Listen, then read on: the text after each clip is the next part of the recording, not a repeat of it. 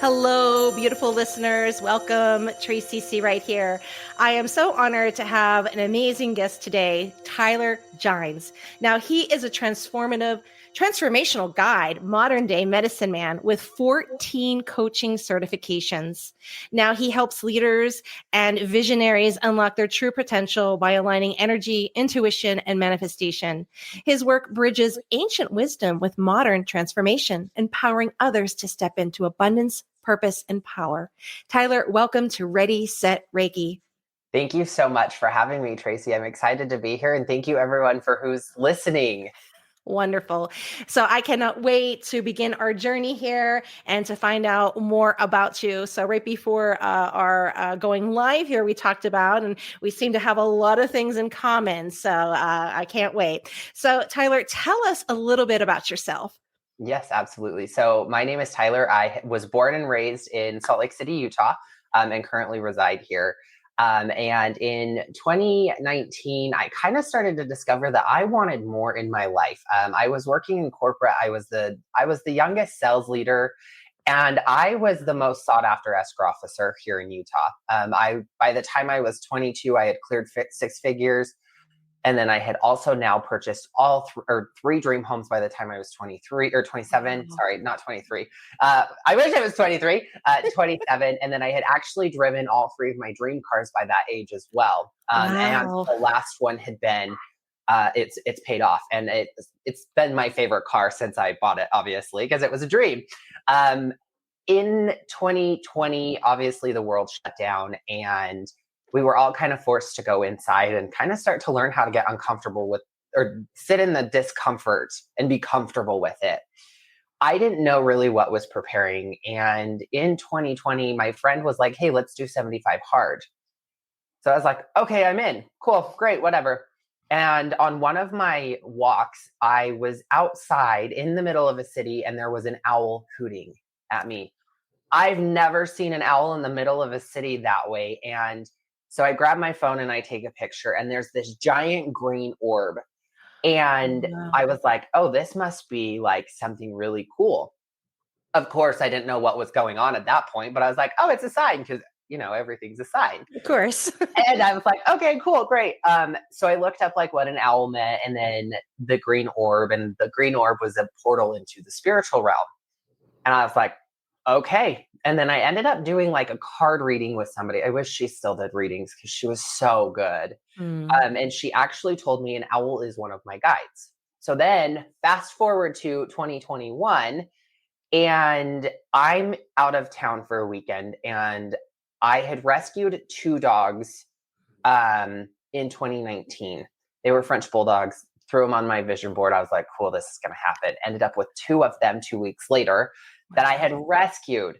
And so in 2021, after I had done this 75 hard, about 6 to 8 months later, I was out of town, and one of my dogs was hit and killed by a car. Oh my goodness. And I was like, okay, so that cracked open a whole new level of what in the world is happening. And so I had to sit in that discomfort once again after the world. I had just started to get back to normal, feeling normal after being like closed in. And in that moment, obviously my heart was like torn apart. And I was like, okay. So then fast forward a little bit further into February of 2022, I get an email from Delta saying, hey, Australia is open for visitors. Now, I don't know if anybody's ever been to Australia, but Australia holds some pretty spiritual wisdom I don't know if they call them states or cities. It's a city to me, but Byron Bay. Okay.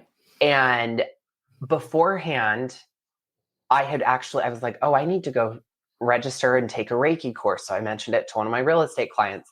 Sure enough, of course, everything lines up, and I'm enrolled in a Reiki course. And I was supposed to do it before I went to Australia. Well, my Reiki master broke her foot, and I was like, what in the world? So I was like, okay. So I go to Australia. I find that in Byron Bay, as I process my dog's passing and the grief through breath work in Byron Bay, the most spiritual place at that point for me. And I realized, oh, I had to go through this process first. to actually understand the energy of Reiki. So then I got home, and literally like a week or two later, I was in the Reiki course, becoming a Reiki practitioner of 1 and 2. And I was like, oh my gosh, this is incredible. And I'm a firm believer that we're not really learning a new skill. We're remembering that we've had in the past. Right. And so it was just really cool to like reconnect with that. And then since I've now become a Reiki master teacher, I have those 14, actually there's 15 coaching certifications now. I just got another one. I probably need a certificate from the universe that says no more certificates needed. I am certified to work with people with PTSD, addiction, and trauma, over 500 hours of training. Wow. It has been a journey since, obviously, my dog. And here now holding actually four, I've got the Reiki 1 and 2 placements for Yusui Tibetan plus the 3 in Master. I also have Yusui Holy Fire 1 and 2, and then also just recently attuned to Yusui Holy Fire 3 and Master. Beautiful. So I have lots of energy flowing through my hands. But for me, Reiki was almost like a gateway drug. That's the best way to describe this. Because like you said before, it's almost like a launching pad that you like land on. Yeah. And that launching pad, for me, it just like, it opened up so many different portals and like these little rabbit holes that you can go down. Now I'm fully initiated in Huna, which is an ancient Hawaiian energy word. I'm an animal communicator, which that's a story in of itself, and how that like actually unlocked. But when we truly stand in our essence and our own power and drop the masks of who we think we should be, it's like a whole new world. Yeah, it's beautiful, isn't it? It's so beautiful.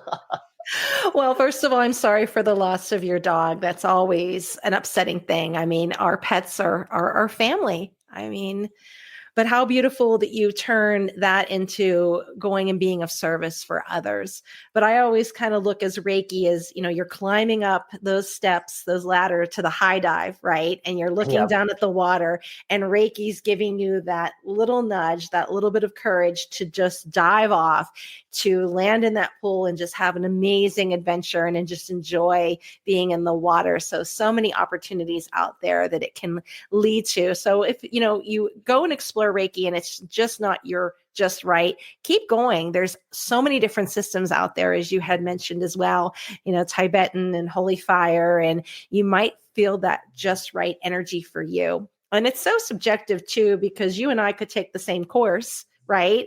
Yeah. And you're like, this is amazing. And I'm like, I don't feel anything. So what are you talking about? You're levitating. Yep. Oh my goodness. So intuitive healing.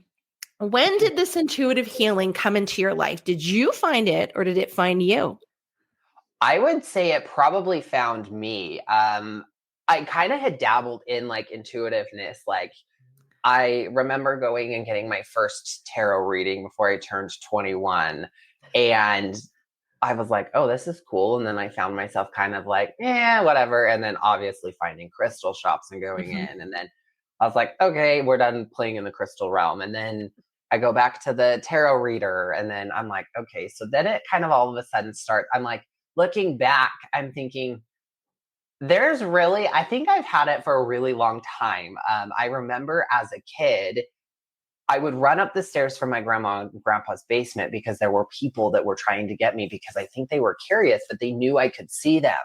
Yeah. Well, that scared the living hell out of me. I was like, nope, not doing it. And so now like those intuitive nudges, like, hey, come on, come back to who you are. Come back to who you are. You know this. So I don't know if I'd say if I found it or if they found me. I feel like it's always been within me. I've just had to go in and rediscover who I am. Right. And really stand in that power. Right. And then you have that culturally created self that society puts on you. I remember when I was very young and I went to like my first tarot reading, I felt like I was committing like a moral sin, right? It was like, oh my goodness, we don't want anybody to find this out. And I went to someone also who was a palm reader and I was like, didn't want to tell anybody, and then now it's like, it's all good. Totally. I remember as a kid driving down the street from my grandma's house to my house. We lived relatively close. And there's a building and it's called Psychic Advisors. And I Mm, remember asking my dad, what's a psychic? As if I didn't already know, but in this age, I'm curious. I'm like, sure. okay, like what is this? And when he's like, oh, that's people who like see the future, we don't really go see them because Hmm. I grew up in a religion that is Hmm. very much against having gifts and being psychic Sure. and seeing and feeling and hearing and knowing and trusting yourself primarily. And so I remember asking him, and he told me, obviously now I'm really stepping back into, because I was like, I knew what that was. I just Hmm. didn't know how to like explain it. Cause again, we're remembering everything it's not ever learning something new, it's remembering. So at that space, coming back into the earth after who knows how many lifetimes, I was like, oh, okay, I think I can jive with that. And so yeah, just having those little moments. Hmm. Yeah. I remember like Saturdays, my mom would wake me up very early and I wanted to stay home and watch cartoons because we didn't have all the channels that we have now. Right. Right. And go into the drive to the mall, and she would go into a bookstore, and she would go right off to that Christian section. And I would go into the astrology, and she'd get really upset. Like, you're not supposed to get out of here. And she'd find me looking at these books. And I was just so curious. And even as a kid, when I think back, we called them like the cootie catchers, the little things where you pick the color, the number, and then the Yeah. magic 8 ball. Yes. Like, oh, you're gonna marry this guy, and have 3 children in the suburbs. Yes. And MASH. Like, I don't know if you ever really did MASH, but it was mansion, apartment, Yep. shack, or hut. And Yep. then you'd write like 4 names down, and then Hmm. yeah. Did the little columns. Yep, and the fortune telling like that way. Oh, I forgot all about those cootie catchers, but yes, I could never make them, but I Yeah. do remember those. Yeah, I remember I was like a pro at it. So I was the one in the class that I would just, here we go, like color it and put the things on. Yeah. I love that. So there were signs. There were definitely There were signs. signs. How did we miss the signs? I don't know. Right, right. And then also when you said about how like things would follow you in the home, now it made me flash back to when I was little. I would see like, I guess, spirit dogs. And I guess my grandparents were like, I thought I was talking to dogs, and they just thought like I wanted a dog. But today I have like 6 Cavalier King Charles. I've always had Wow. these dogs around me for the last 12 years. But as a little kid, I had these dogs, and this is really going to age me. I guess they had some type of like leash that kind of uh, was hard, that you can imagine you had a dog. It was some type of play one. And they bought me one of those and like, go walk your imaginary dog, Tracy. And of course, here I am, because it was this stiff type of leash that you had a little thing for like the harness for the dog. And so, yeah. And they bought me one of those. So, That brings up so many memories for me. As you say that, I'm sitting here, I'm like, oh my gosh, I remember I would put in a bowl Kicks, the cereal Kicks, in a bowl and a water dish. So I actually just did a social media post about this because obviously the animal communication and mhm, like mhm. sharing my sessions. But I remember there was this one time when I was like in kindergarten, and the chickens were so cool, and watching them hatch and being a part of that. Well, I tried to hatch a refrigerator egg. Mm. And that keyword, that doesn't work. If you ever try, it doesn't work. And then so after I did that, I was like, okay, I could never have animals that weren't in a cage. They all had Mhm. to be fish, or they had to be hermit crabs. I could never have dogs. But I Right. too had imaginary dogs. I also had imaginary kids. Yeah. And my imagination, so thank you for bringing that memory back up. Like, that was so fun to reminisce that. Isn't that funny? Yeah. And another one that I used to do, like pretend play. It was always like like I own things, like I was an owner, and like I would put little cards on the door and say like it was an apartment, like 2B or 2C, and I would be like, I own an Airbnb. We didn't have Airbnbs then, but you know, like a little bed and breakfast, and I was like knocking on people's doors, and like it was the. And I love that. I had a psychic tell me you were a land baroness in another life. I mean, tell me that doesn't track.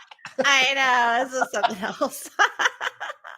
So lots of certifications. You've worked really hard. You're out there. You're sharing your gift with so many people.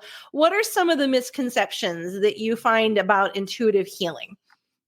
That's a great question. A lot of people think that a lot of people blend spirituality and religion together. Mm-hmm. And I'm like, okay, first of all, spirituality and religion are two different things. Right. You can be spiritual and be religious. Mm-hmm. It really just depends on your definition. So that is one of the biggest misconceptions is, oh, I'm not spiritual. Like my religion doesn't allow that. And it's like, well, you're allowed to go in and create your own definition of spirituality and you can follow that religion.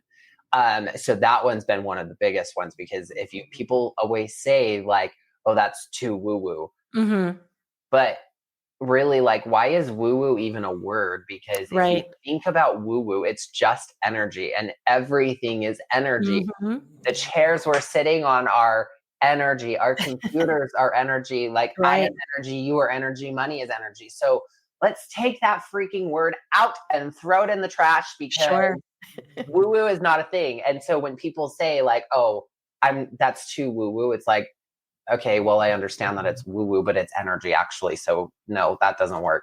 Sure. And then the other one is a lot of people, the biggest misconceptions is, well, I'm not intuitive like you. I do believe that everyone has an intuition. It is not something that we have to like, it's not something we learn how to, it's something we learn how to do, but it's not something that we just earn basically. It's not a badge. Like we all have an intuition. We just have to take those steps in order to reclaim and reconnect with our intuition. Sure. Yeah. So many of us walk around based on our past conditioning, the way we've been raised. I was disconnected from mine growing up in a religion that's like, no, you don't listen to you and trust yourself. And I was like, okay, now I'm really leaning into it. And it's astrologically, I'm a Cancer rising and a Pisces sun and an Aries moon. So I have a lot of water. I know Aries is fire, but I have a lot of water in my chart. Water is very intuitive, very spiritual. And so now I'm just really reclaiming and going back into who I truly am. So anybody who's out there that's like, I don't know if that's for me. It's like, well, just find that one thing that really lights you up at first. It could be human design. It could be freaking astrology. It could be tarot cards or oracle cards. It could be literally freaking Buddhas. Like I remember the first time I found a Buddha and then all of a sudden it's like, oh my gosh, this is so cool. And then here I am, I've got 15 certifications. I've got hypnotherapy. I've got Reiki. I've got coaching. So it really is just about remembering who you are and getting out of your own way. Yeah. And I get it too the other way where people will say that I'm not religious. They'll say like, well, this isn't of God. And that and then get on me, like you need to go to church. And I'm like, I have a relationship with God, right? I mean, I kind of color myself religious and spiritual as well. And you can be both. You are able to, and get this with the yoga as well. Like, oh, that's not of God. Well, when I'm in connection with that, that's who I'm connecting with. I'm not thinking of anything else other than, being in that moment, being in the present moment, being grateful, and through prayer. And that's so individual. And I think that's why Holy Fire resonated with me. It's not religious, but you can bring in God, Holy Spirit, if you like. It's that choice. Up to you with it. So if it's a matter of finding that particular healer, everyone's going to be different. There's some that are going to work with archangels, angels. They'll bring in Jesus. They'll bring in Buddha. They'll maybe say a God of your own understanding. So it's just a matter of finding that particular practitioner. But we're so kind of umbrellaed under, nope, you have to be this pagan, which there's nothing wrong with being pagan, right? But you have to be like, oh my goodness, you're going to go to hell. But isn't this the same concept of what Jesus did and the disciples did as they walked the earth? It was about love. It was about service. So this is what this is. I'm not claiming that when I touch you, you will rise up and walk, right? No walking on water. and I mean, yes, miracles happen every day, but I think it's just the understanding that this is just a wonderful healing modality that can help you with your stress, and something that's wonderful to walk along the side of what your primary caregiver has, for you, for your medical plan. So it's not going against anything and respecting free will. So when they come and just look at the word, nope, that's not for me. Okay. Right. It's all about that discernment. And back in January, we actually went to the Human Evolution of Consciousness in San Diego. And we heard Greg Braden talk, and Greg Braden has gone in and actually scientifically, our DNA actually is coded that says, I am God.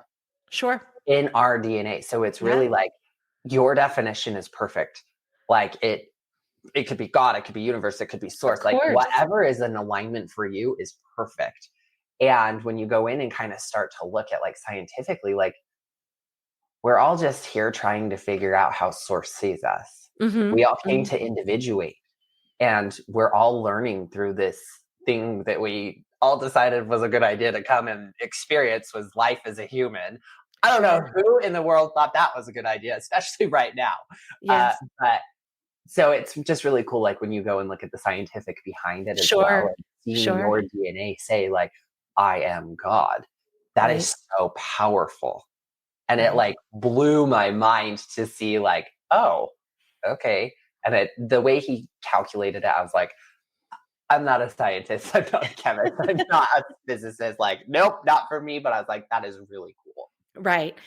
Prior to kind of the arrival of Holy Fire, I believe it came about in 2014. So this was a few years before.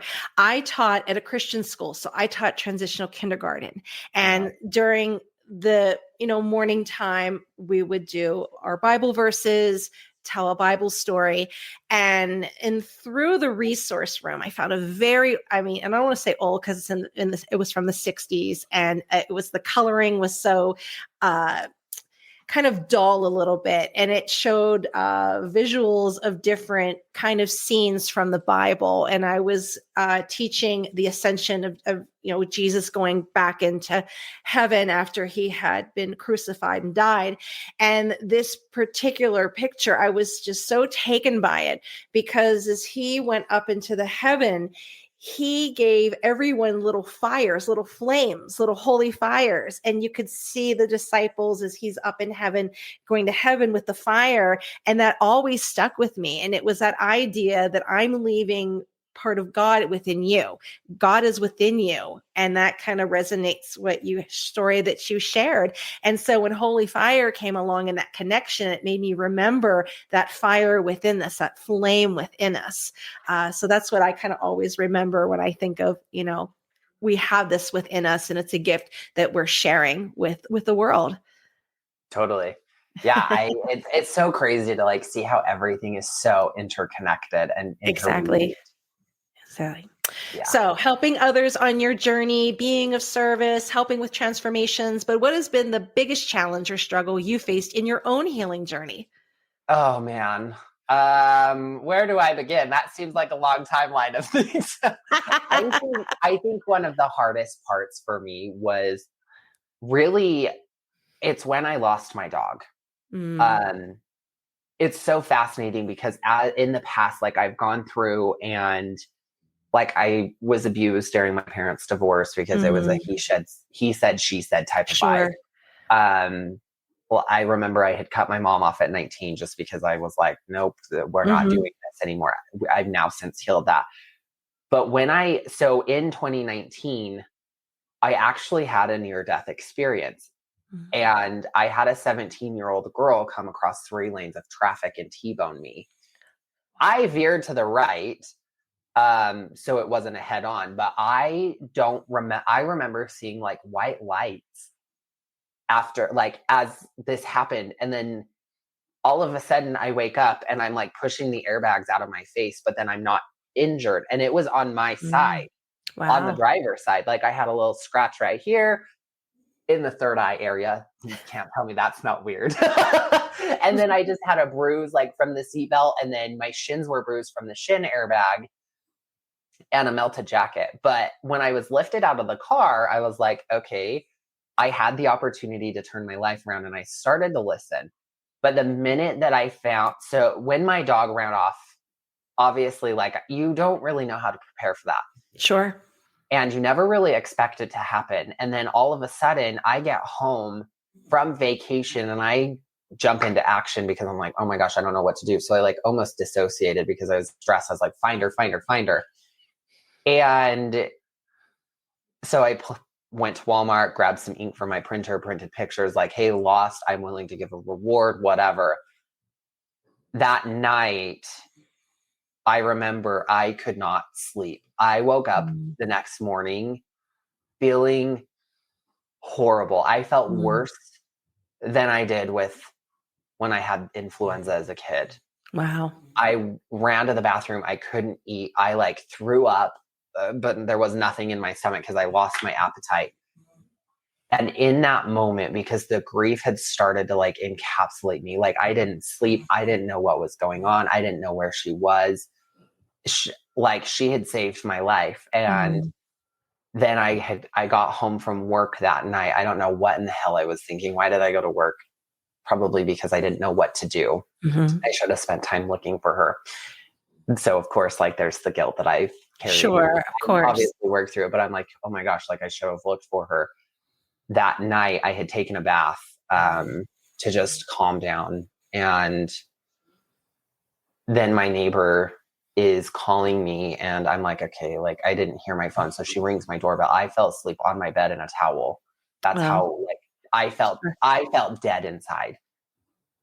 All of a sudden she's calling me and I hear the doorbell and she's like, hey, my sister found Stella. And I was like, okay. I got up. I like immediately like, I was like, cool, she's alive. Like I wasn't expecting her to be gone. deceased. Yeah. And I was like, okay, let me grab a sheet just so I can take her into the hospital and get her fixed and whatever. Like I was willing to spend as much money as I needed. And she goes, she's not here. And so she actually drove up there to where she was not very far from my house. It was just on a busy road. And I remember getting in the car and she went up there with me and they actually didn't want me to see her because she had been split open. And I actually never got to have that final goodbye. Yeah. So in that moment, I've had to learn how to almost heal myself from that traumatic event.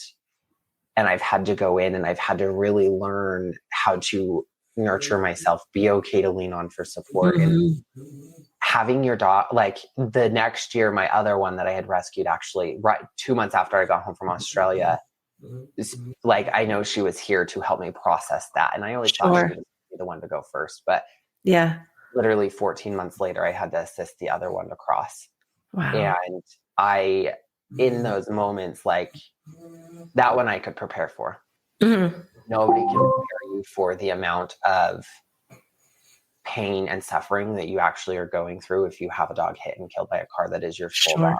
So having that crack me open and allowing myself to receive the love and the support and the help was huge. Now it was a very emotional, like it was very emotional then. I actually still have moments like I'll go and as the animal communicator, like, because I had one and I didn't know that was inside of me before, but I had one before I assisted the other one. But now I actually I know they're creating magic from the other side. They've helped me find my fiance. They've helped me get to where I'm at today and allowing me to step into the gift of the communication, the animal communicator. But the other day I went in and did a video about those two. Because there's this trend on social media that's like, oh, they don't know this yet. Right. But so I went in and did that and I cried for like 30 minutes. So the grief, and we're coming up on 4 years in May. Right. And it's fascinating because we actually are going to Australia for a spiritual retreat.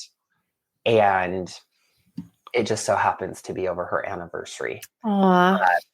I was there for her first year anniversary, Mhm. and I'll be there for her fourth. And she has completely accumulated and created this magical life of which I'm living right now.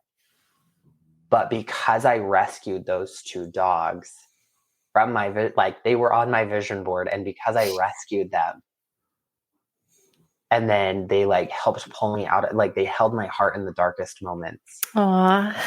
And now I'm like, oh, I see the magic you're creating. And I remember in my communication session, when I was about to help the other one cross, I heard, or they said, you're about to step onto a rocket ship. Mm. And I was like, what in the hell does that mean? Oh, I got it. I got it a couple of years later. I was like, oh, this is what you meant. Because then it led me to becoming this coach and going, Sure. I found a podcast actually just right after she passed that changed my life. I was like, oh my gosh, I could become a life coach. Sure. Becoming a life coach, it's like becoming a real estate agent. Everybody thinks they could do it. Right, right. Like, now that I've been in it, I'm like, yeah, I don't know if I really want to be the coach. I Sure. want to do other things. But I found this podcast, changed my life. Then I found myself at Tony Robbins meeting all of these life coaches. I was like, oh, Wow. another sign. Found myself registered for a NLP certification. Went Okay. through my first breakthrough, ended up getting a single family home through the breakthrough. And then the guy's like, hey, I can't help you get where you want. I'm going to transfer you over to these people to find my fiance. There you go. I was like, Wow. oh, because then even when I was in Australia, I heard this is my last solo trip. Sure. Sure enough, literally, that was in May. The following April, almost a year later, I'm with my person. Wow. I'm engaged, we're living our life together and traveling the world. So that little dog, or those little dogs, I should say, Yeah. have created, I'm like, oh, this is the rocket ship you were talking about. I Mhm, went through and mhm. accelerated my growth and my healed so fast. I mean, almost again, 15 coaching certifications in 2 years is kind of a little insane. I don't know who I thought that was a good idea. But as I'm certified to train in NLP, I'm an NLP trainer now. Sure. So I've gone all the way through advanced trauma, PTSD, addiction. That is the rocket ship they were talking about. My life Mm. accelerated. So this little being is creating all of this magic. And it all started because I was like, oh, I'm going to do Reiki. Well, thank you And for sharing that, and yeah, congratulations on your engagement. How thank you. wonderful. It's an amazing story. I love it. I love it. It just shows you never know where the universe is going to take you, but you led with an open heart. How beautiful. And look at the blessings all around you. Totally. So when it is time for you to get an energetic tune up, what are you looking for in an intuitive healer? Okay, that is a great question. So I want somebody that, number one, I feel safe with. I don't want to just go to some random person, and you never know what type of energy somebody is carrying. Now, I'm also training under a shaman who trained under another shaman for 30 years. So Oh, I'm being wow. attuned to shamanic energy right now. So I'm like a sponge once again. I'm like, again, I don't know who in the world thought that I was like, okay, let's go do all these things. I know. But being attuned to that, I have to be careful. If people's frequencies are not where mine is at, it is a little bit harder. And I don't know Mhm. what kind of energy I'm actually pulling in. So number one, trust your intuition when going to be attuned or getting that tune up, because you want to make sure, number one, you're in alignment with yourself, but you Mhm. want to make sure it's in alignment with your Reiki practitioner or your intuitive healer. Because if you're not going to be in alignment, then who knows what that's going to open up for Mhm. you.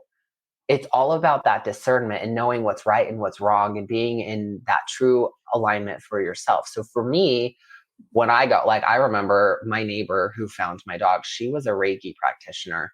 Oh, wow. And at first, I was a little skeptical. I was like, okay. So then I dipped my toe in, and then she ended up doing a couple sessions for me, which was really cool. Um, but it's always about checking in and making sure that it's number one in alignment for myself. But am I aligned with the person or intuitive healer I'm going to visit? Because I don't want to be attaching myself to any energy that's not for me. And so being able to discern that, because if you're not in alignment, who knows, like if you know, like you're going to have that hit and you're going to be like, oh, I got it. So those energy attunements or those tune-ups for me, I'm all about checking in with my intuition. But I always say when the student's ready, the teacher appears. Right. And I'm a firm believer in that. So your intuitive healers are those teachers. And if you have one and that all of a sudden just appears in your life, odds are you're supposed to be, there's a reason that you're being brought together. Because I don't just go actively seeking intuitive healers. I don't actively go and seek tarot readings. I did at one point. Now I'm not I get all my tarot readings from TikTok and Instagram. Yeah. And there's nothing wrong with that, because this is a teachable moment too. I think as the healing journey, we go and we reach out and we go through that little phase where we're going to all the card readers and we're going to all the psychics. And then we kind of get to a point that we're like, yeah, we don't need that. We'll trust our own intuition and then moving forward. But yeah, I do the same thing. I go on TikTok and, see it's just fascinating to me because there's such a variety out there. Yeah. I remember, so before I met my fiance, there was this video on TikTok and it said, somebody needs to pack their bags. Somebody's going to be traveling a lot. Literally, after I saw that video, I was like, I was gone for the first 2 years of my relationship with my partner. We were gone at least once a month. Wow. And it was like longer times. Like I was like, I remember that TikTok video. So there are people out there that like, I don't know if I've ever seen that person again since. Sure. I guess I just needed that one video. And then I wish I could go back and find it and be like, so remember this video? Like this was 2 years ago. Pack your bags. You're going to be traveling a lot. I'd love to go in and just be like, this is everything I've done. Like I've been to California multiple times, and Hawaii and Bali. And I would love to just go and share, like, you changed my life because of that.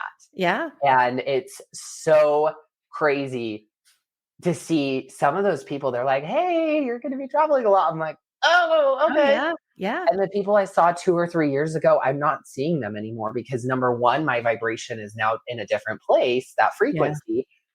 So now I'm seeing different people. Like I've had the honor to meet you, and there's a reason that you and I have been brought together. Yeah. And I'm so excited to like, I'm sure there's like some collaboration possibly that ends up coming through. Yeah.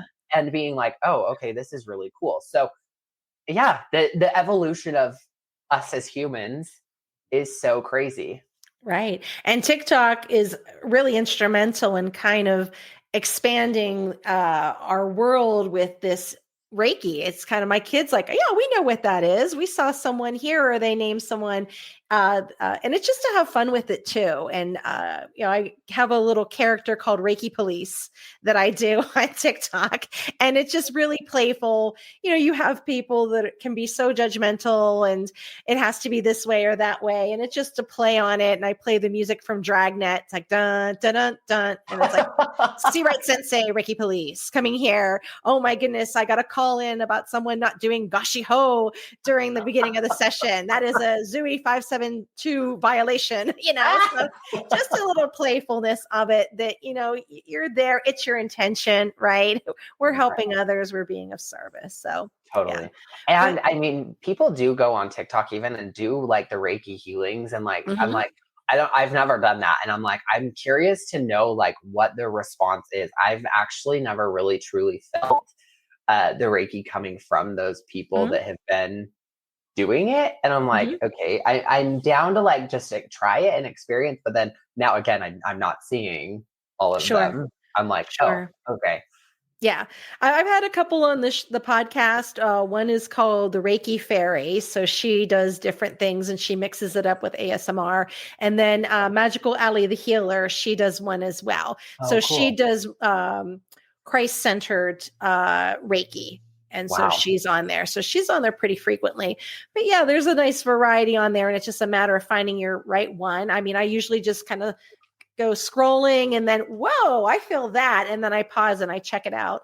My latest one is a gentleman that does, he does hypnosis. So I don't believe Oh. he does Reiki, but he's done this for quite some time. And I think what caught me was his hook line is, you're sleeping with a hypnotist. I'm the Hugh Hefner and the Hugh Hefner of TikTok. My little bunnies, I'm going to guide you into sleep. And I think that was just it for me. That I would be like, I'd be curious too to be like, oh, I'm curious about what this I guy's was all listening to him. about.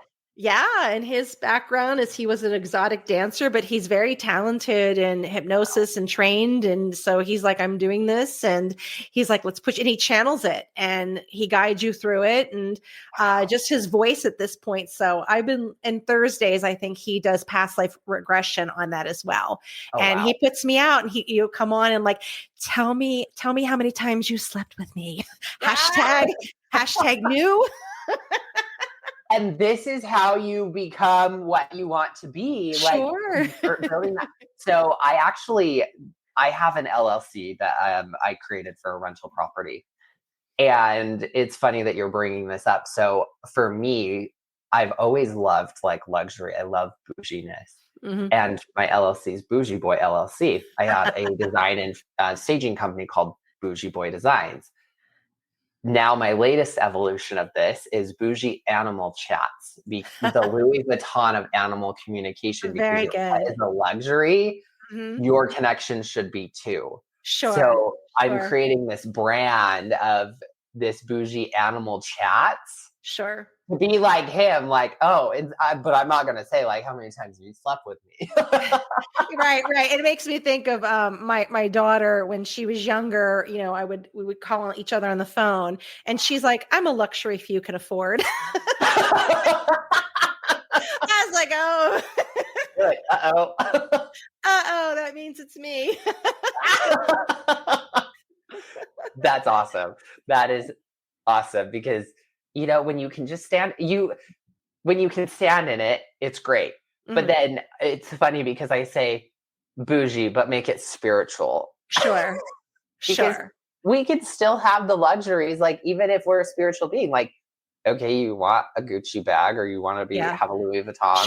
Sure. You're allowed to have those nice things because that invites the flow of abundance into your life. Sure. There was a season, my parents had divorced also. And there was a season that my mother and I lived in Section 8 housing in kind of a lower income area. And so she used to call it Chateau Le Ghetto. So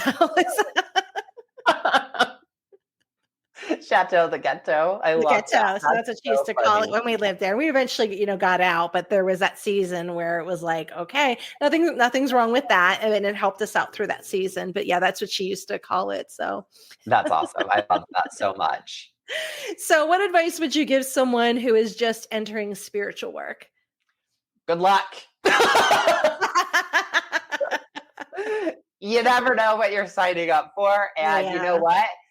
Have fun with it.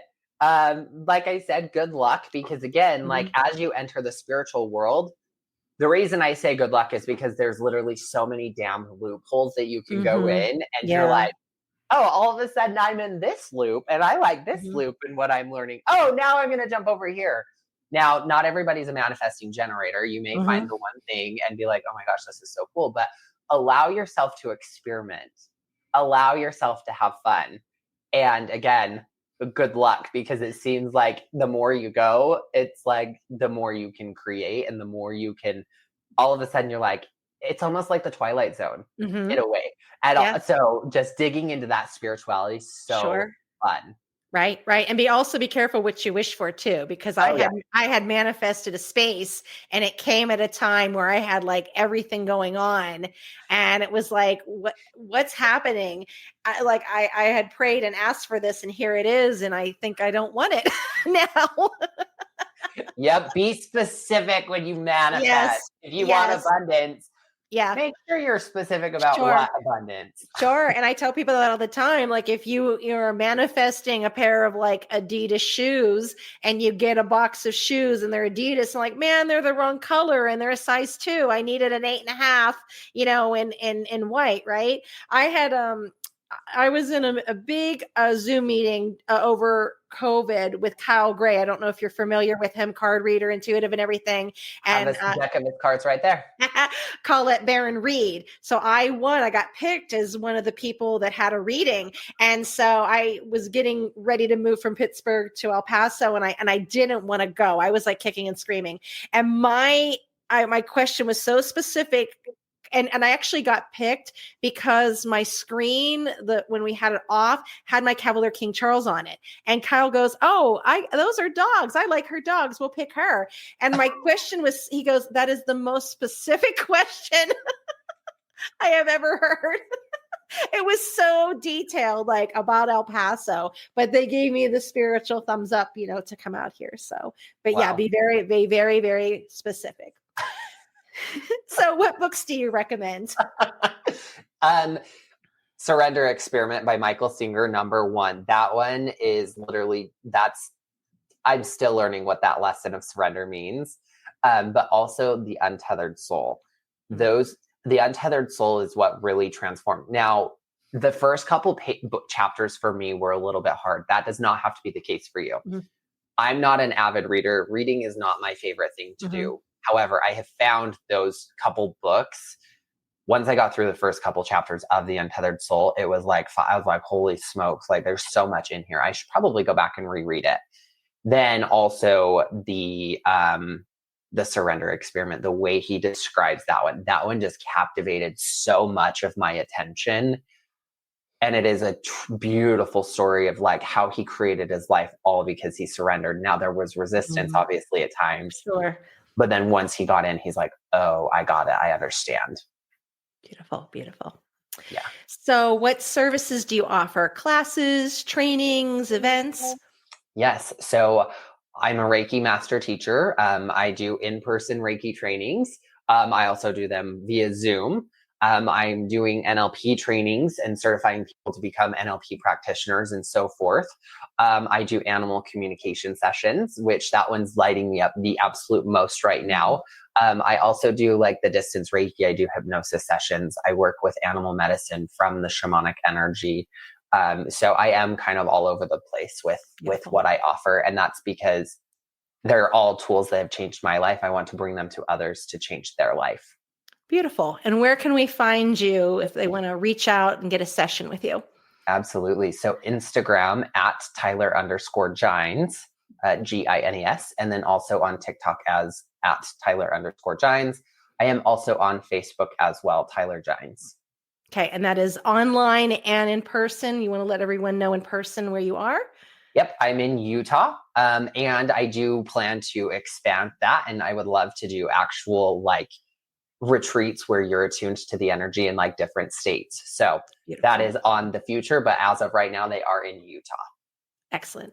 All right. Well, that ends the first part of our journey. I'm going to continue to guide you on to the second part, which is questions from listeners and Reiki students. So here we go. Number 1, I am starting out as a coach. Do you think it's beneficial to obtain multiple certifications?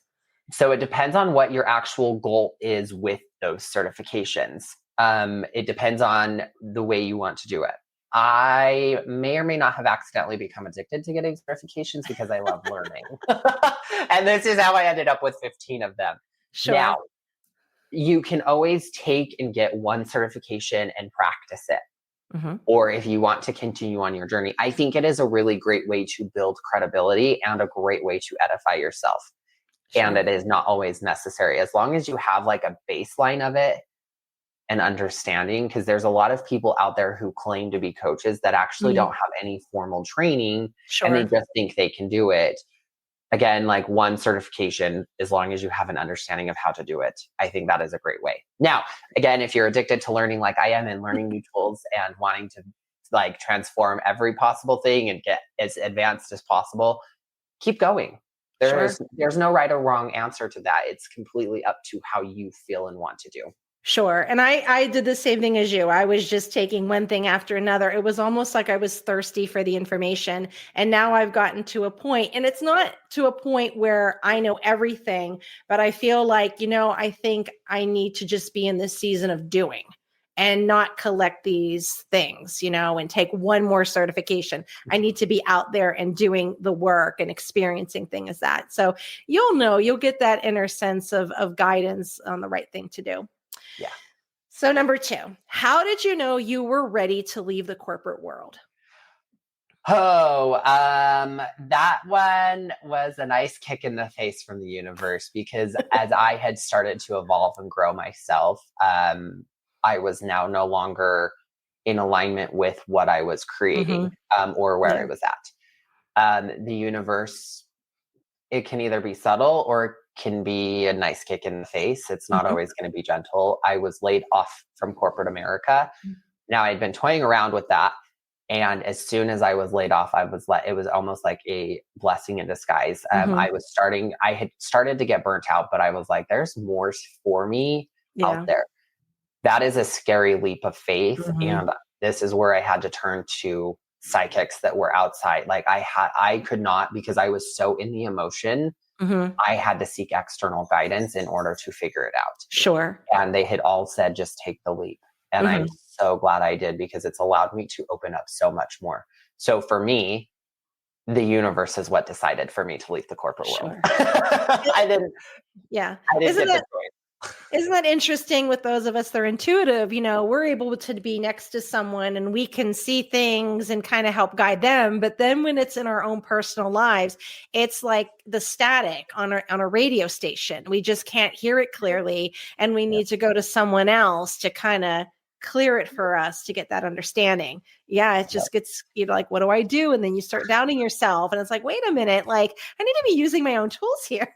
Right. But then when you're so in that emotion, it's almost hard to hear and understand yourself. Yeah. And you question everything. Yeah. Number 3, how do you respond to people who question energy workers and intuitive healers, that they feel that this isn't necessary for healing? That is a great question. So my grandparents, bless their heart, my grandma actually just had, at first we thought it was a heart attack, but there was like her blood pressure a couple weeks ago. And when I went and visited her, they were kind of asking questions. And it's really hard to explain to people like what you do if they don't have the understanding. And so it's like, the curiosity is there. Now, when people are like, oh, it's not necessary, you just have to hold that space for them and allow them to process and feel what they need to feel. They're on their own journey. Now, if you can plant those little seeds for them, they're always going to end up coming back.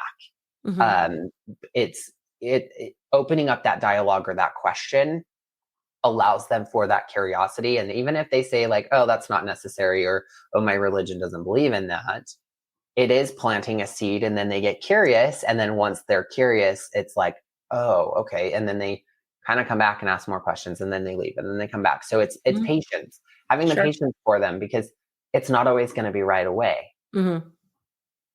Beautiful. Well, that was our last question. As we've been talking, is there something that you may have forgotten or something that you want to share with the listeners? The floor is yours.